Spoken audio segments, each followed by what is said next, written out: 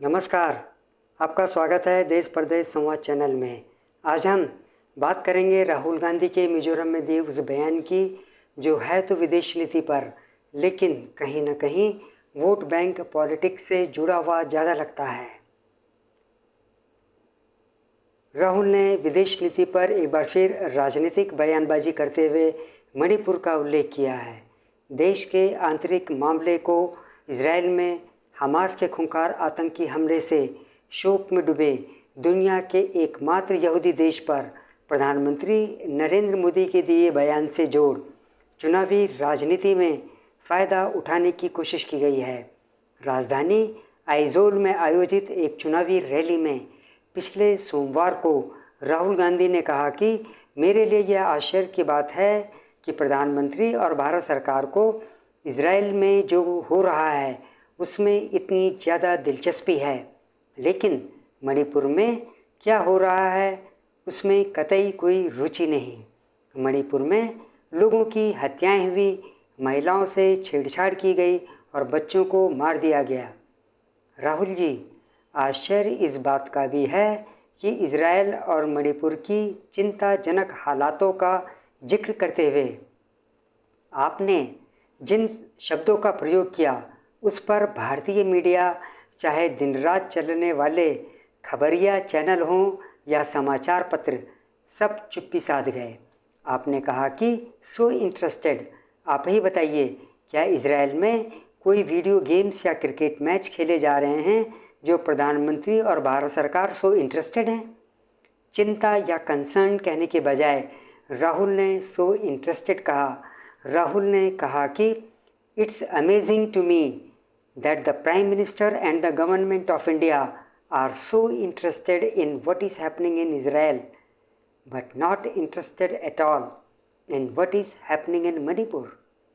अंग्रेजी के जिन 2-3 न्यूज़पेपर्स को मैंने पढ़ा, सभी का नैरेटिव प्रधानमंत्री और सरकार के विरुद्ध ही था इस बयानबाजी पर। दिलचस्प बात यह है कि राहुल गांधी ने नेशनल मीडिया के खिलाफ भी बयानबाजी की कि वो मध्य पूर्व में हो रही घटनाओं को तो कवरेज दे रहा है, लेकिन मणिपुर के बारे में कुछ नहीं बताता। और राहुल की इस टिप्पणी पर भारतीय मीडिया खामोश है। सीधी सी बात है, मीडिया वही दिखाता है जिसमें न्यूज़ वैल्यू हो। हाल में ही कई विपक्षी दलों के नेता और संसद सदस्य भारत में तैनात फिलिस्तीनी राजदूत से मिले और अपना समर्थन जताया। घरेलू राजनीति में कह सकते हैं कि एक चिंताजनक और विभाजनकारी परंपरा की नींव रखी जा रही है। कभी संसदीय लोकतंत्र के नाम पर, कभी अभिव्यक्ति की आज़ादी के नाम पर राष्ट्रीय महत्व, सुरक्षा और विदेश नीति जैसे संवेदनशील मुद्दों पर तीव्र मतभेद पक्ष और विपक्षी दलों में बार बार मुखरित हो रहे हैं। इजराइल के भीतर घुसकर हमास की ओर से 7 अक्टूबर को किए गए हमले को भारत सरकार ने आतंकी हमला बताया, तो विपक्षी दल समय गंवाए बिना फिलिस्तीनी राजदूत से मिलने जा पहुंचा और अपना समर्थन जताते हुए इजराइल द्वारा गाज़ा में की जा रही कार्रवाई की निंदा कर दी। क्या अंतर्राष्ट्रीय मुद्दों पर भी विपक्ष सरकार को कटघरे में खड़ा करने की कोशिश करता रहेगा, बगैर इस बात की परवाह किए कि द्विपक्षीय संबंध प्रभावित हो सकते हैं?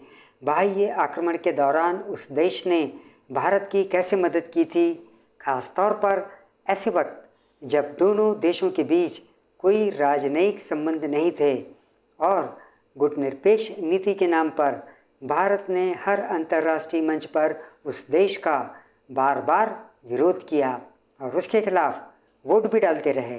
जी हाँ, मैं बात कर रहा हूँ इजराइल की। जब भारत और इजराइल के बीच न्यूनतम स्तर के राजनयिक संबंध थे, तब भी 1965, 1971 और विशेष तौर पर 1999 के करगिल संघर्ष में भारत की सहायता इजराइल ने की थी। इस तरह इजराइल हमेशा ही भारत के साथ खड़ा रहा है। क्या इसकी अनदेखी की जानी चाहिए? मौका परस्त राजनीतिज्ञ इजराइल द्वारा देश पर आए संकट की घड़ी में की गई मदद को भुला सकते हैं, पर देशवासी कभी नहीं। आज के इस अंक में बस इतना ही। आपसे अनुरोध है कि आप मेरे इस चैनल से जुड़े रहिए और इसे सब्सक्राइब भी कर लीजिए। जय हिंद।